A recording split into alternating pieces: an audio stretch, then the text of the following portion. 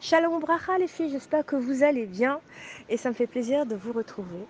Alors, venez, on va parler de la paracha Vaïra de cette semaine, dans laquelle on voit que à la fin de la paracha précédente, eh bien, Moshe, voyant que sa première démarche auprès de Pharaon s'était soldée par un durcissement de l'esclavage, alors Moshe a adressé à Kadosh Baruch Hu dans un cri de douleur et il lui a dit: mais pourquoi as-tu fait du mal à ce peuple?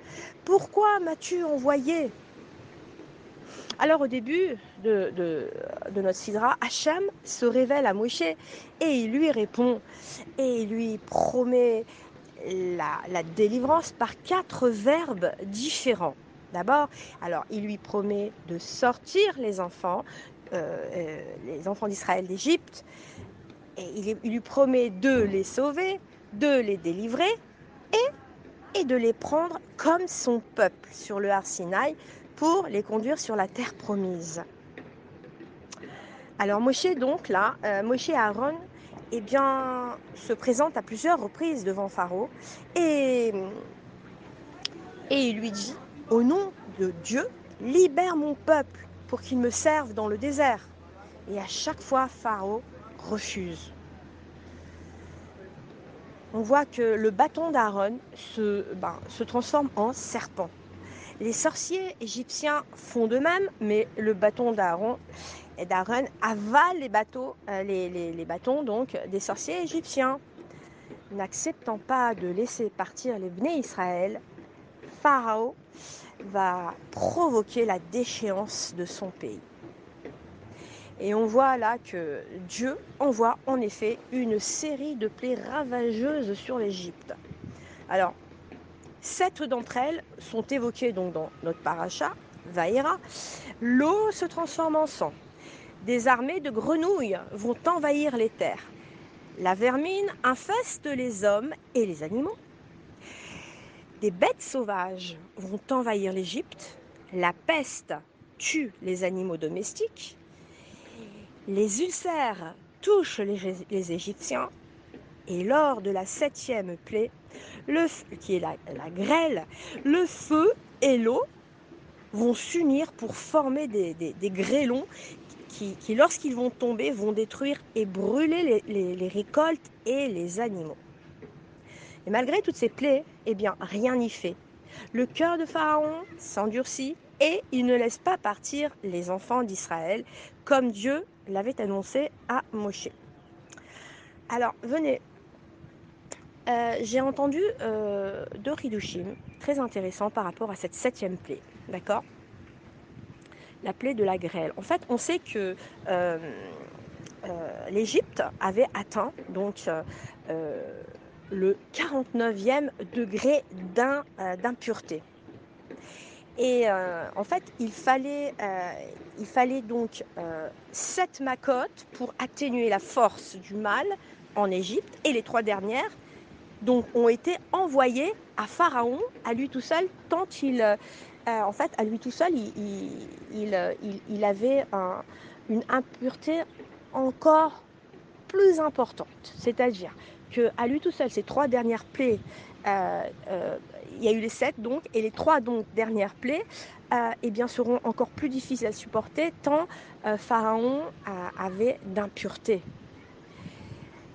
Et par conséquent, là, eh bien, on voit que Hachem a donc prévu d'envoyer, par rapport à cette impureté sur l'Égypte, donc il avait prévu d'envoyer en réalité les 7 plaies sans les espacer.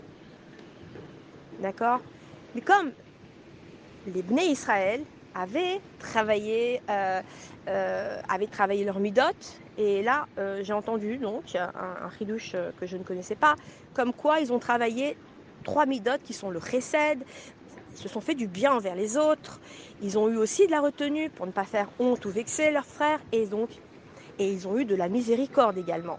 Alors, grâce à ces 3 vertus, eh bien, Hachem a fait une séparation entre les 7 premières macotes et les 3 dernières. Ça, c'est un premier chidouche. Le deuxième chidouche que j'ai vraiment entendu, qui est du Rav Yoshia Yosef Pinto, eh bien, il est que cette 7e plaie, de la grêle, pas de la crème, de la grêle, lors de cette 7e plaie, Pharaon a eu on va dire une conscience. Il a eu, on va dire, le cœur qui s'est désendurci à ce moment-là, parce qu'il fallait avoir le cœur très très endurci pour pouvoir supporter autant de macotes. Hein. Donc Hachem avait fait en sorte de lui endurcir le cœur, d'accord. Sinon, il n'aurait jamais pu recevoir les macotes suivantes.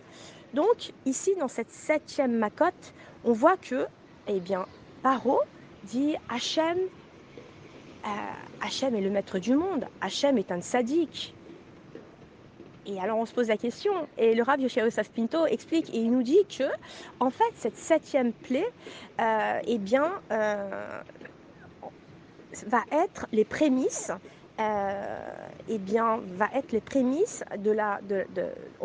pour le Har Sinaï, lorsque nous recevrons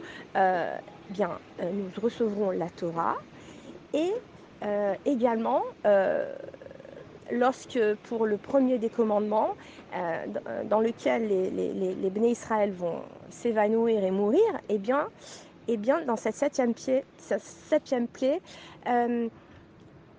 la pluie qui va tomber avec la grêle va servir justement à les ressusciter, c'est-à-dire servira de Techiyat Hametim.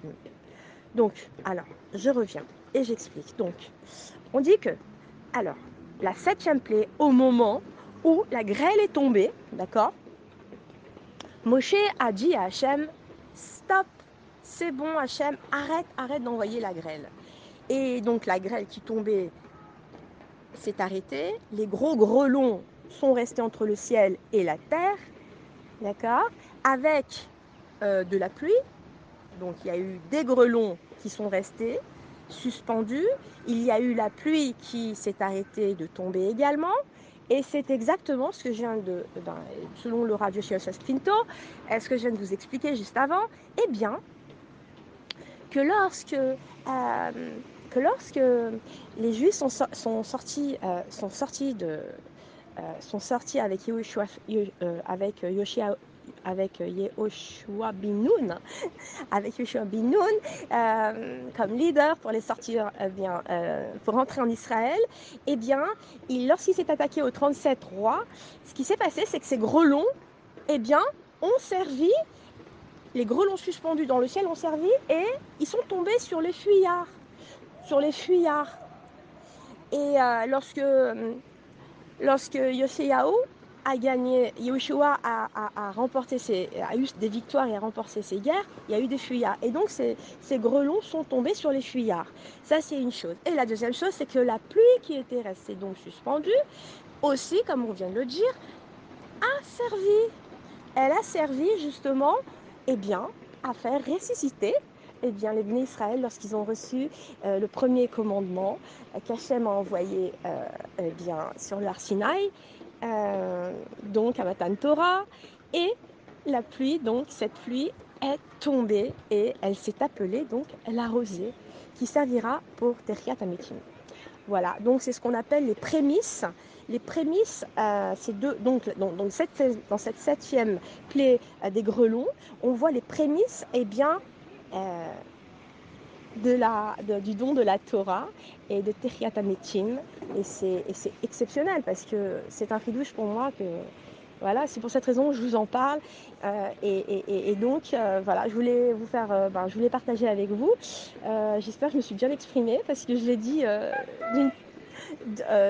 d'un coup d'un seul, et par conséquent, voilà. Donc, on a bien compris ce qui s'est passé.